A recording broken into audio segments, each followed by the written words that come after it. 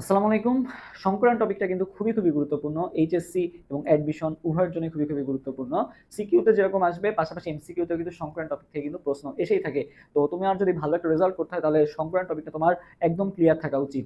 So আমরা আজকে খুব সহজে কিভাবে আমরা সংকরান টপিকটা মনে রাখতে পারি এবং কিভাবে আমরা খুব দ্রুত এমসিকিউ সলভ করতে পারি, আজকের ক্লাসটা করলে ইনশাআল্লাহ তোমার সেটা কমপ্লিট হয়ে যাবে। তো সবাই চেষ্টা করবা একটু ক্লাসটা লাস্ট পর্যন্ত করার জন্য এবং বন্ধুদেরকে শেয়ার করে দেওয়ার জন্য। ওকে? আচ্ছা। সো দেখো আমরা সংক্রায়ন টপিক এখানে আমাদের যে ফর্মুলাটা মাথায় রাখতে হবে সেটা হচ্ছে কি এইচ ইকুয়াল টু এইচ মানে হচ্ছে হাইব্রিডাইজেশন মানে সংক্রায়ন half V plus X minus C plus A. So এই ফর্মুলাটা এভাবে কোনটার মান কি বা কোনটার পরিচয় কি? সো ভি হচ্ছে কি বা ভ্যালেন্সিয়াল ইলেকট্রন মানে কি যোজ্যতা ইলেকট্রন সংখ্যাটা কত আর কি, কার কেন্দ্রীয় পরমাণু। এখন ভাই কেন্দ্রীয় পরমাণু কোনটা এবং যোজ্যতা ইলেকট্রন কোনটা এটা তো আমরা কনফিউজ, অনেকে আসলে জানি না। সো আমি তাদের ক্ষেত্রে বলি, মনে করো ভাই for example carbon dioxide, ঠিক আছে? সো কার্বন ডাই অক্সাইডের ক্ষেত্রে কেন্দ্রীয় পরমাণু কি? সো কেন্দ্রীয় পরমাণু চেনার সবচেয়ে সহজ উপায় হচ্ছে যেটা সংখ্যায় কম থাকবে আর কি। দেখো কার্বন আছে একটা, অক্সিজেন আছে কয়টা বলতো? দুইটা। তাহলে কেন্দ্রীয় পরমাণু কি হবে? কার্বন ডাই অক্সাইড হবে আর কি। ওকে? যদি ভাই বলতো মনে করো পানি, পানির ক্ষেত্রে ভাই কেন্দ্রীয় পরমাণু কি হতো? পানির ক্ষেত্রে কেন্দ্রীয় পরমাণু হাইড্রোজেন আছে দুইটা, অক্সিজেন আছে কয়টা? একটা। তো যেটা সংখ্যায় কম থাকবে সেটাই হবে কি বলতো? কেন্দ্রীয় পরমাণুর সংখ্যা আর কি। ওকে? আচ্ছা, এখন না যদি আবার দুইটাই সেম হয়ে যায়, মনে করো কার্বন মনোক্সাইড আর কি, দুইটাই কি হয়ে গেছে? সমান হয়ে গেছে আর কি। তো যখন সমান হয়ে যাবে দুইটার সংখ্যায়, এখন তুমি কেন্দ্রীয় পরমাণু কাকে চিন্তা করবা? এখন না তোমাকে কেন্দ্রীয় পরমাণু চিন্তা করতে হবে যে যেটা তড়িৎ-ঋণাত্মকতার মান কম, সেটাই হবে কি বলতো? সেটাই হবে কি কেন্দ্রীয় পরমাণু আর কি। সো আশা করি কেন্দ্রীয় পরমাণু কোনটা এটা তোমাদের চিন্তায় খুব একটা সমস্যা হবে না। অ্যামোনিয়ার ক্ষেত্রে কেন্দ্রীয় পরমাণু তাহলে কোনটা আসবে বলতো? এই যে নাইট্রোজেন আছে একটা, হাইড্রোজেন আছে কয়টা? তিনটা। তাহলে কেন্দ্রীয় পরমাণু কি হবে? নাইট্রোজেন হবে। সো কেন্দ্রীয় পরমাণু আমরা চিনে গেলাম। এখন আসি ভাই কেন্দ্রীয় পরমাণু তো আমরা চিনছি, এখন ভি এর মানটা আমরা কিভাবে বের করব? সো ভি হচ্ছে কেন্দ্রীয় পরমাণু সর্ববহিস্থ স্তর ইলেকট্রন সংখ্যা মানে যোজ্যতা ইলেকট্রনটা আর কি। দেখো এখানে কেন্দ্রীয় পরমাণু কোনটা? নাইট্রোজেন। তাহলে নাইট্রোজেনের ইলেকট্রন বিন্যাস যদি তুমি করো, নাইট্রোজেন ৭, তাহলে কি আসতেছে ২ ৫। এই যে ৫, এইটা হচ্ছে কিসের মান? এই যে সর্ববহিস্থ স্তরে আছে ৫টা ইলেকট্রন, এইটাই হচ্ছে কিসের মান বলো তো? ভি এর মান। এটাই কিসের মান? এটা হচ্ছে কিসের মান? ভি এর মান। ওকে? তাহলে আমরা ভি এর মানটা কি বুঝলাম। এখন আসি ভাই এক্স এর মান কিভাবে বের করব? এক্স হচ্ছে ভাই একযোজি পরমাণু সংখ্যা, কেন্দ্রীয় পরমাণুর সাথে একযোজি কয়টা যুক্ত আছে সেটার সংখ্যাটাকে আমরা কি বলবো বলতো? এক্স এর মান। এখন ভাই একযোজি কারা? যারা ভাই একটা ইলেকট্রন গ্রহণ করে অথবা একটা ইলেকট্রন ত্যাগ করে তাদেরকে আমরা একযোজি বলি। সো আরো যদি তুমি মানে সহজে মনে রাখতে চাও তাহলে মনে রাখবে ভাই গ্রুপ ১ এর যারা আছে, ঠিক আছে? গ্রুপ ১ এর যারা আছে এরা কি করে? একটা ইলেকট্রন ত্যাগ করে দেয়। আর গ্রুপ ১৭ যারা আছে ফ্লোরিন, ক্লোরিন, ব্রোমিন, আয়োডিন এরা কি করে? একটা ইলেকট্রন গ্রহণ করে না অষ্টক পূরণের জন্য। তাহলে মনে রাখবে ভাই গ্রুপ 1 আর গ্রুপ ১৭ যারা আছে এরা মেইনলি কি বলতো? একযোজি। এদের সংখ্যাটাকে আমরা কি বলবো? এদের সংখ্যাটা হচ্ছে এক্স এর মান। যেমন দেখো এখানে কি আছে? NH3 আছে। সো NH3 তে হাইড্রোজেন দেখো একযোজি না? সো হাইড্রোজেন যেহেতু একটা ইলেকট্রন আছে তার মানে এটা একযোজি। তাহলে দেখো এখানে কত হবে? কয়টা আছে? 3টা আছে। তাহলে এক্স এর মান কত হবে? 3 হবে আর কি। ক্লিয়ার? এরপর আসি ভাই এই যে মনে করে এখানে carbon die oxide লিখছিলাম, carbon die অক্সাইডের ক্ষেত্রে তো কেন্দ্রীয় পরমাণু কার্বন আর অক্সিজেন এটার সাথে যুক্ত। তাহলে আমরা এখন চিন্তা করবো এক্স এর মান। এক্স এর মান কি একযোজি কয়টা আছে? একযোজি কেন্দ্রীয় পরমাণুর সাথে কয়টা যুক্ত আছে সেটার সংখ্যাটা। সো এই অক্সিজেন কি একযোজি? এটাকে আমাকে বুঝতে হবে। দেখো অক্সিজেনের শেষ কক্ষপথে কয়টা ইলেকট্রন আছে ভাইয়া? ২ ৬। তাহলে শেষ কক্ষপথে যেহেতু ৬টা ইলেকট্রন আছে ও তো একটা ইলেকট্রন গ্রহণ করবে না, ও কয়টা ইলেকট্রন গ্রহণ করবে? ২টা। তার মানে ও একযোজি না, ও কি দ্বিযোজি। সো আবার পাশাপাশি তুমি এভাবে মনে রাখতে পারো ও তো ভাই গ্রুপ ১ এরও না, গ্রুপ ১৭ না। তাহলে কি হবে? ও একযোজি হবে? হবে না। তাহলে এইখানে আমরা তখন এক্স এর মানটা কত বসাই দিব?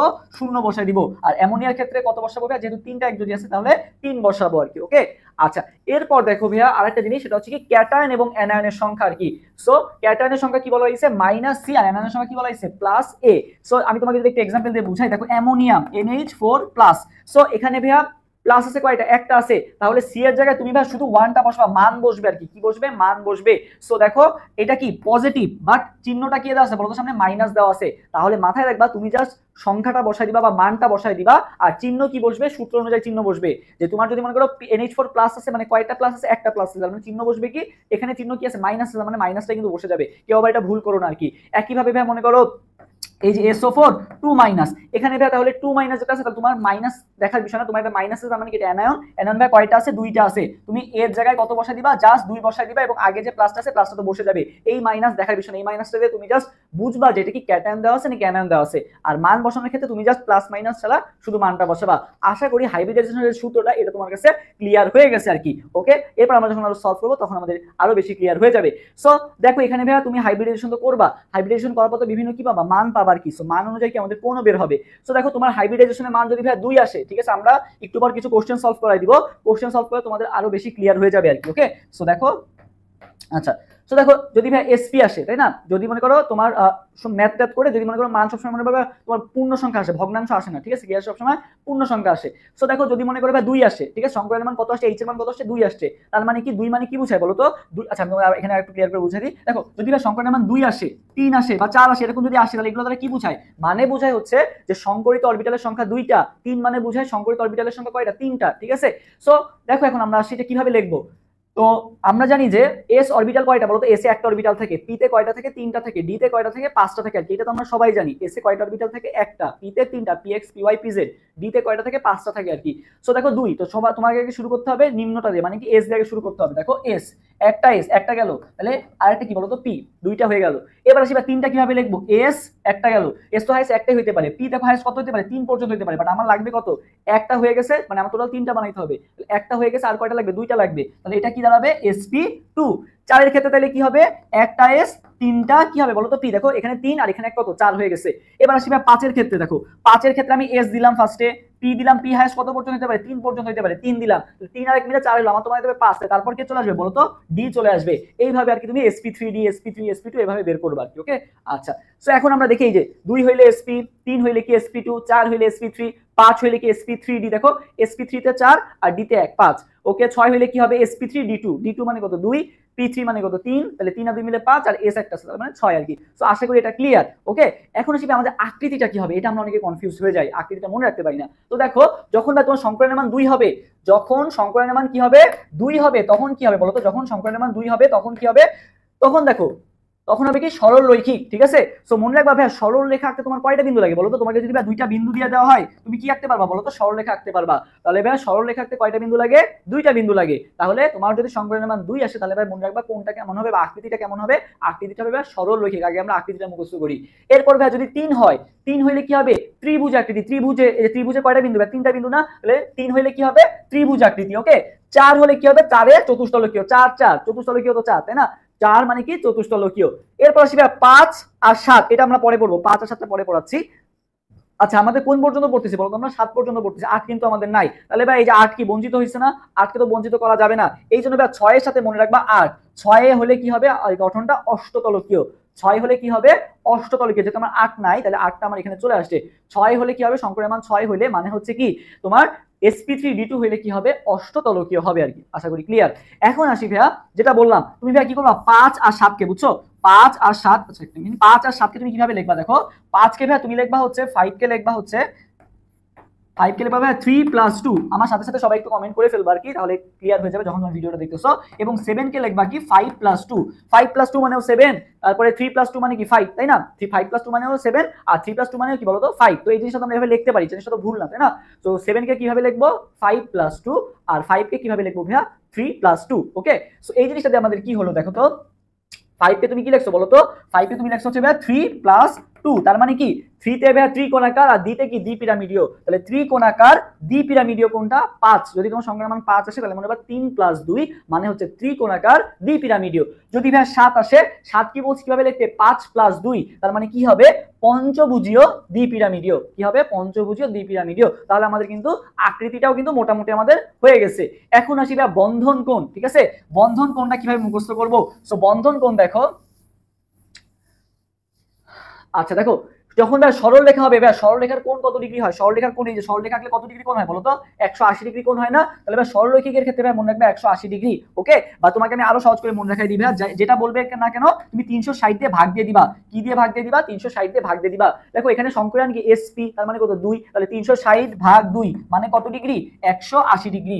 ওকে, এরপর আসি ভাই sp2, তার মানে কত? sp2 মানে কত? 3 না? তাহলে তুমি কি করবা? 360 কে 3 দ্বারা ভাগ করবা। তো 360 কে যদি 3 দ্বারা ভাগ করো, তাহলে কত আসে? 120 ডিগ্রি আসে না? সো দেখো তো এখানে কত ডিগ্রি আছে? এই যে 360 ভাগ 3 কত আছে বলো তো? 120 ডিগ্রি আছে। এবার ভাই তুমি 4 দিয়ে ভাগ করো। 4 দিয়ে ভাগ করলে কি আসে বলো তো? 4 দিয়ে ভাগ করলে কি আসে? 360 ভাগ 4 মানে কত আসে? 90 আসে না? তো ভাই তুমি 90টাকে একটু উল্টা করে লিখবা। 90 তো 90, তুমি লিখবা কি 09, আর যেহেতু উল্টা করে লিখছো আগে একটা 1 বসাই দিবা। তাহলে 109 ডিগ্রি। তাহলে sp3 হলে কি হবে? 109 ডিগ্রি। বাকিগুলো খুব একটা লাগবে না, জাস্ট এই তিনটা মাথায় রাখো যে তোমার sp সংকরায়ন হলে কি sp মানে 2 তাহলে 360 ভাগ 2 মানে 180, sp2 মানে কত 3 তাহলে 360 ভাগ 3 মানে কত 120 ডিগ্রি, 4 হলে কি হবে 360 ভাগ 4 মানে 90, 90 হবে না কত হবে 90 এর উল্টা 09, আর 09 তো শুধু বসে না 109 আর কি 109 ডিগ্রি 28 মিনিট। ওকে, সো এই আর কি মোটামুটি গেল আমাদের কোণ এবং আকৃতি। এখন আসি আমরা কিছু এমসিকিউ সলভ করি। সো দেখো কি বলা হয়েছে, H2 অণুতে অক্সিজেন পরমাণুটি কোন ধরনের সংকরায়িত। সো এখানে কেন্দ্রীয় পরমাণু কোনটা ভাই, ফার্স্টে তোমাকে সূত্রটা আগে লিখি, H = half B + X - C + A। So এখানে ভাই কেন্দ্রীয় পরমাণু কোনটা, অক্সিজেন, যেহেতু হাইড্রোজেন আছে দুইটা, অক্সিজেন আছে একটা, তাহলে কেন্দ্রীয় পরমাণু কি অক্সিজেন। এখন অক্সিজেনের ক্ষেত্রে ভি এর মান কত বসবে, ভি এর মান কি সর্বশেষ কক্ষপথে ইলেকট্রন সংখ্যা, অক্সিজেন 8, তাহলে ইলেকট্রন বিন্যাস করলে কি পাও 2 6, তাহলে ভি এর মান কত হবে 6 হবে আর কি, প্লাস এক্স এর মান দেখো, এক্স কি এক যোজি পরমাণু কয়টা যুক্ত আছে, হাইড্রোজেন কি এক যোজি, কয়টা যুক্ত আছে, দুইটা যুক্ত আছে, তাহলে 6 + 2, ক্যাটায়ন নাই অ্যানায়ন নাই, তার মানে এটা আমার ক্যালকুলেশন করার দরকার নাই, আগে তো হাফ গুণ আছে, তাহলে দেখো 6 + 2 মানে কত 8, 8 ভাগ 2 মানে কত 4, তার মানে কি হবে সংকরায়নটা 4 মানে কি একটা এস তিনটা পি, তাহলে কি হবে sp3 সংকরায়িত, তাহলে কি হবে sp3 সংকরায়িত। সো আমরা তোমার এই এমসিকিউটা বুঝলাম আর কি। ওকে, আচ্ছা এরপর ছিল 44 নম্বর এমসিকিউ, অ্যামোনিয়া অণুর ক্ষেত্রে দেখো কি বলা হয়েছে, নাইট্রোজেন পরমাণুতে sp3 সংকরণ ঘটে। সো আগে আমাকে করে দেখতে হবে। সো দেখো খুব সহজ, তোমার এখন মুখে মুখে হয়ে যাওয়ার কথা। নাইট্রোজেনের ক্ষেত্রে ভি এর মান কত হবে, কেন্দ্রীয় পরমাণুকে নাইট্রোজেন যেহেতু কম আছে সংখ্যায়, তাহলে কয় নাইট্রোজেনের ক্ষেত্রে ভি এর মান কত হয়, মানে সর্বশেষ কক্ষপথে কয়টা ইলেকট্রন আছে, 5টা ইলেকট্রন আছে, মানে 5 আগে লিখবা। হাইড্রোজেন ভাই কয়টা যুক্ত আছে, 3টা যুক্ত আছে, তাহলে 5 + 3 ভাগ কত হবে, আগে তুমি হাফ গুণ আছে, তাহলে এটা ভাগ 2, তাহলে 8 ভাগ 2 মানে কত 4, তার 4 মানে কি হবে sp3, তার মানে এটা ঠিক আছে sp3 সংকরায়িত। এবং মুক্তজোড় ইলেকট্রন আছে নাকি, এখন মুক্তজোড় ইলেকট্রন কিভাবে বের করে, দেখো মুক্তজোড় ইলেকট্রন ভাই কিভাবে বের করে, নাইট্রোজেনের ভাই শেষ কক্ষপথে ভাই কয়টা ইলেকট্রন আছে 2 5, তাই না, শেষ কক্ষপথে 5টা ইলেকট্রন আছে, কয়টা ইলেকট্রন আছে 5টা, ঠিক আছে, এই যে 5টা ইলেকট্রন আছে। এখন NH3 যখন গঠিত হবে 5টা ইলেকট্রনের সাথে দেখো হাইড্রোজেন কয়টা যুক্ত হয়েছে, ভাই 3টা হাইড্রোজেন যুক্ত হয়েছে, সর্বশেষ কক্ষপথে কয়টা হাইড্রোজেন যুক্ত হয়েছে, 3টা যুক্ত হয়েছে। সো এই যে 3টা হাইড্রোজেন যুক্ত হয়েছে, এই 3টা হাইড্রোজেন ভাই এই যে এইখানে একটা যুক্ত হয়েছে, এখানে একটা যুক্ত হয়েছে, এখানে একটা যুক্ত হয়েছে, সো এই দুইটা কিন্তু কি করে নাই বলতো, কোনো বন্ড করে নাই, তার মানে মুক্তজোড় আছে কোনটা ভাইয়া, একটা আছে, মুক্তজোড় কয়টা আছে, একটা আছে, তাহলে এখানে কি মুক্তজোড় ইলেকট্রন আছে, হ্যাঁ মুক্তজোড় ইলেকট্রন আছে। এখন ভাইয়া বলছে যে চতুস্তলকীয় গঠন, দেখো অ্যামোনিয়ার গঠনটা কি চতুস্তলকীয়, অ্যামোনিয়া কিন্তু যদি ভাইয়া তোমার এই দেখো যদি ভাইয়া sp3 সংকরণ হলে চতুস্তলকীয়, ঠিক আছে, বাট যখন হচ্ছে এটাই মুক্তজোড় ইলেকট্রন থাকবে তখন এটা চতুস্তলকীয় থাকে না আর কি, ঠিক আছে, তখন এটা কি হয়ে যায় বলতো, পিরামিডীয় হয়ে যাবে, কি হয়ে যাবে, পিরামিডীয় হয়ে যাবে, তাহলে চতুস্তলকীয় গঠন এটা কিন্তু হবে না। তাহলে অ্যানসার কোনটা হবে, অ্যানসার হবে 1 আর 2, অ্যানসার কোনটা হবে 1 আর 2 নাম্বার, চতুস্তলকীয় গঠন হবে না। ওকে, এরপর আসি ভাই অ্যামোনিয়া অণুতে নাইট্রোজেন পরমাণু কোন ধরনের সংকরায়িত, মাত্রই কিন্তু দেখে আসলাম যে কোন ধরনের সংকরায়িত, এই যে 5 আর 3 মিলে 8 ভাগ 2 মানে কত 4, 4 মানে কোনটা sp3 সংকরায়িত। ওকে, আচ্ছা এরপরে দেখি আমরা 47 নম্বর এমসিকিউটা কি বলা হয়েছে, sp সংকরায়নে, এরপর আমরা দেখি 47 নম্বর এমসিকিউটা কি বলা হয়েছে, sp সংকরায়নে s ও p এর মধ্যকার কোণের পরিমাণ কত, তো দেখেই বলে দেওয়া যাচ্ছে sp মানে 2, তাই না, তাহলে 2 এর ক্ষেত্রে কি হবে 360 ভাগ 2 মানে কত 180 ডিগ্রি, 360 ভাগ 2 মানে কত 180 ডিগ্রি, তার মানে তোমার করার দরকার নেই 180 ডিগ্রি। কোন অণুতে sp3 অরবিটাল সংকরণ ঘটে না, sp3 সংকরণ ঘটে না কোথায়, তোমাকে তাহলে করে বের করতে হবে। সো দেখো আমি মানে দ্রুত করার জন্য কিভাবে করব, ফার্স্ট হচ্ছে কেন্দ্রীয় পরমাণুকে কার্বন, কার্বনের 4 যোগ হবে, হাইড্রোজেন কয়টা আছে ভাই, হাইড্রোজেন কয়টা আছে 4টা আছে, তাহলে 4 যোগ 4 ভাগ কত হবে 2 হবে, তার মানে কত হবে 4 আসতেছে, তাহলে 4 মানে কি sp3 মিলছে। সো তোমাকে দেখতে হবে কোথায় 4 আসে না আর কি। তাহলে অ্যামোনিয়া দেখো ভাই কত 5 আর 3 কত 8, এই যে নাইট্রোজেন 5 হাইড্রোজেন কত 3, 5 আর 3 8 ভাগ 2 মানে কত, এটাও কত আসছে 4 আসছে। BH3 ভাইয়া BH3 কি 5 না 2, মানে তোমার হচ্ছে পারমাণবিক সংখ্যা কত, বোরনের কত 5 না, hydrogen helium lithium beryllium boron 5। So অনেকে দেখে 5 বসে দিবে, 5 কিন্তু বসানো যাবে না, প্রথম কক্ষপথে থেকে 2টা, তাহলে 2 3, 5 এর ইলেকট্রন বিন্যাস করলে কি পাও 2 3, তার মানে V এর মান কত এখানে 3, হাইড্রোজেন কয়টা যুক্ত 3টা, তাহলে 3 + 3 মিলে কত হলো 6, 6 ভাগ 2 মানে কত 3, 3 হইলে কি তোমার sp3 সংকরণ হলে হবে, 3 হইলে তবে একটা s দুইটা p, তাহলে sp2 সংকরায়িত হবে, তাহলে এইটাই হবে आंसर, এখানে সংকরণ ঘটে না। ওকে, আশা করি ক্লিয়ার। এরপর আসি ভাই 39 এবং 40 নম্বর কোশ্চেন, খুবই খুবই গুরুত্বপূর্ণ, সেটা হচ্ছে যে অ্যালকেন অ্যালকিন এবং অ্যালকাইনের ক্ষেত্রে আমাদের সংকরণ কিভাবে ঘটে। সো এটা মুখস্থ করব, আমি তোমাদের খুব সহজে মুখস্থ করে দিচ্ছি। দেখো অ্যালকেনে ভাইয়া একটা বন্ড থাকে, অ্যালকিনে ভাইয়া দুইটা বন্ড থাকে, আর অ্যালকাইনে ভাইয়া কয়টা বন্ড থাকে 3টা বন্ড থাকে। সো আমাদের যেটা মাথায় রাখতে হবে, জৈব যৌগের ক্ষেত্রে 3 ধরনের সংকরণ ঘটে, sp1 sp2 sp3। কি কি বললাম, sp1 sp2 sp3। তো ভাইয়া মনে রাখবা একের ক্ষেত্রে ঘটবে 3 আর 3 এর ক্ষেত্রে কি ঘটবে 1, 1 এর ক্ষেত্রে 3 আর 3 এর ক্ষেত্রে কি 1। তাহলে ভাই যেহেতু এখানে একটা বন্ধন আছে তাহলে এখানে সংক্রান্ত কি ঘটবে 3 ঘটবে sp3, ঠিক আছে। আর এখানে যেহেতু ভাই 3 আছে তাহলে এখানে সংক্রান্ত কি ঘটবে 1 ঘটবে sp1। আর 2 এর ক্ষেত্রে তো ভাই 2 ঘটবে sp2। তার মানে তুমি যদি সিরিয়ালটা দিকে একটু লক্ষ্য করো 1 2 3 আর এখানে কি হচ্ছে বলো তো 3 2 1, তাহলে খুব সহজে পেরে যাবা। সো দেখো এখানে বলা হয়েছে যে কার্বন পরমাণুর সংকরণ কি ধরনের। সো এখানে একটু আবার প্যাচ আছে, দেখো যে এইখানে যে কার্বনটা আছে এই কার্বনটা আর এই কার্বনটা কি সংকরায়িত বলতে, যেটা এখানে ডাবল বন্ড আছে তাই না, ডাবল বন্ড যেহেতু আছে তার মানে এটা কি সংকরায়িত sp2 সংকরায়িত। আবার দেখো এই কার্বনটা আর এই কার্বনটার মধ্যেও কি আছে ডাবল বন্ড আছে তার মানে এরাও কি বলতো sp2 সংকরায়িত। 2 এর ক্ষেত্রে তো 2 হয়, তাহলে দেখো এখানে সবগুলো কার্বনই কি সংকরায়িত বলতো sp2 সংকরায়িত। এরপর আসি ভাই গ্রাফাইটে কোন ধরনের সংকরণ বিদ্যমান। সো এই কোশ্চেনটা অ্যাডমিশনেও আসছে এবং এইচএসসি তো অনেকবার আসছে। সো মাথায় রাখবা গ্রাফাইট ফাইট করতে গেলে আমাদের কি লাগে, 2 হাত পা দিয়ে আমরা ফাইট করি না, যখন মনে করো তোমার উপর কেউ হামলা করছে বা তুমি ফাইট করতেছো 2 হাত পা দিয়ে তো ফাইট করো, তাহলে মনে হয় গ্রাফাইটের ক্ষেত্রে কত হবে, ফাইট করতে গেলে বা 2 হাত পা যেহেতু লাগে তাহলে মনে হয় এসপি কত হবে বলো তো 2 হবে sp2। ফাইট করতে গেলে ভাই 2 হাত পা লাগে আর কি, তো ফাইট গ্রাফাইট ওকে sp2 সংকরায়িত। আচ্ছা এরপরে দেখো ভাই PCl5 অণুতে বিদ্যমান বন্ধন কোণের মান কত, PCl5 ওকে। তো ভাই PCl5 এটা আমরা কিভাবে বের করতে পারি, দেখো ফসফরাসের শেষ কক্ষ কত কয়টা ইলেকট্রন আছে, ফসফরাস যেহেতু 15 2 8 5 মানে শেষ কক্ষে কয়টা ইলেকট্রন আছে 5টা, ক্লোরিনও যুক্ত কয়টা 5টা, তাহলে 5 আর 5 মিলে কত 10, 10 ভাগ 2 মিলে কত হলো বলতো 5 হলো, তার মানে কি সংকরায়িত বলতো sp।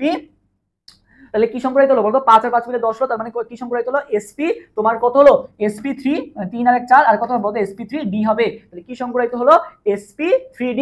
এখন ভাই sp3d হলে ভাই কোণের মান কত ডিগ্রি হয় বলতো, sp3d হলে ভাই কোণের মান হয় 90 ডিগ্রি। কত ডিগ্রি 90 ডিগ্রি। তোমরা যদি এখানে দেখো sp3d হলে ভাই কোণের মান কত হয়, এই যে sp3d হলে কোণের মান ভাই কত ডিগ্রি হয় 90 ডিগ্রি হয়, মেইনলি কত ডিগ্রি হবে 90 ডিগ্রি হবে ওকে। আচ্ছা তাহলে কত ডিগ্রি হবে 90 ডিগ্রি, PCl5 এর ক্ষেত্রে কোণের মান কত ডিগ্রি হবে 90 ডিগ্রি। এরপর আসবে H2S এর বন্ধন কোণের মান কত। সো কিছু জিনিস মুখস্থ করতে হবে। H2S এর টাইমে মুখস্থ করব আমরা কত ডিগ্রি থাকতে হবে, এখানে 2 আছে না, 2 দিয়ে মনে রাখবে শেষেও 2 থাকবে 92 ডিগ্রি। H2S ভাই কত ডিগ্রি 92 ডিগ্রি। এরপর আরেকটা আসবে pH3 টা আসে, pH3 এর মান কত। সো pH3 এর মানটা একটু মুখস্থ করতে হবে আমাদের। pH তো ভাই মনে রাখবে যে তুমি যখন মনে করো তোমাদের ল্যাব করাইতো বা টাইট্রেশন করাইতো তুমি তখন কি করতে বলো তো pH একজন আরেকজনের এটা কি করতে বলো তো চুরি করে বসাই দিতা না, তুমি অন্যের মানটা দেখে বসাই দিতা, সেটা কি অনেক একটা চুরি। তবে চুরি দিয়ে মনে রাখবা ভাইয়া 94, কি দিয়ে মনে রাখবা চুরি দিয়ে মনে রাখবা ভাইয়া 94। তাহলে pH যেহেতু চুরি করছো pH3 কত হবে 94 ডিগ্রি, আর H2S ভাই কত হবে 92 ডিগ্রি। H2S কত হবে 92 ডিগ্রি, আর পানি কত হবে 104 ডিগ্রি। পানি কত ডিগ্রি হয় 104 ডিগ্রি হয় আর কি। সো এই কয়টা মোটামুটি মাথায় রেখো আর কি। আচ্ছা সো এরপর একটা আয়ন আসছে আর কি pH4+ আয়ন। সো আমরা আয়নের ক্ষেত্রে কিভাবে করব দেখো, ফসফরাস সো আমরা সূত্রে যাই half V plus x. So V এর মান কত, এখানে একটু আগে দেখলাম যে ফসফরাসের ক্ষেত্রে কত 5, হাইড্রোজেন ভাই কয়টা যুক্ত আছে ভাই 4টা, তাহলে এক্স এর মান 4, V plus X minus C plus A, minus C plus A, এখানে তো অ্যানায়ন এখানে কি আছে ক্যাটায়ন আছে, তাহলে মাইনাস সি বসাবো, তো মাইনাস তো আমি বসাইছি, সি মানে ক্যাটায়ন, ক্যাটায়ন কয়টা আছে একটা আছে আর কি। তাহলে এবার আমি করি 5 আচ্ছা 9, 9 মাইনাস 1 কত হলো 8, এখানে হাফ যেহেতু গুণ আছে তাহলে 8 ভাগ 2 মানে কত বলতো 4, আর 4 যদি সংকরণ হয় তাহলে কি একটা এস 3টা পি, তাহলে কি সংকরণ হবে ভাইয়া sp3 সংকরায়ন। কি সংকরায়ন ভাইয়া sp3 সংকরায়ন। সো আশা করি এই টপিকে তোমাদের ক্লিয়ার হয়েছে, সংকরায়ন যা যা পড়া মোটামুটি এটা মাথায় রাখবা, ইনশাআল্লাহ দেখবা এখান থেকে অনেক কিছু কমন পড়ে যাবে এবং তুমি খুব দ্রুত সলভ করতে পারবে। বেশি বেশি প্র্যাকটিস করলে দেখবা যে টপিকটা আরো বেশি ক্লিয়ার হয়ে গেছে এবং তুমি খুব দ্রুত সলভ করতে পারতেছো আর কি। তো আশা করি ক্লাসটা তোমরা শেষ পর্যন্ত যারা দেখছো অনেক উপকৃত হইছো এবং একটু পাশাপাশি চেষ্টা করবা যে ফ্রেন্ডদের সাথে একটু শেয়ার করে দাও। সো নেক্সট তোমরা কোন টপিকের উপর ভিডিও চাও সেটা আমাকে কমেন্ট করে জানাতে পারো। দেখা হবে ইনশাআল্লাহ নেক্সট ক্লাসে। সবাই ভালো থাকো, আল্লাহ হাফেজ, আসসালামু আলাইকুম।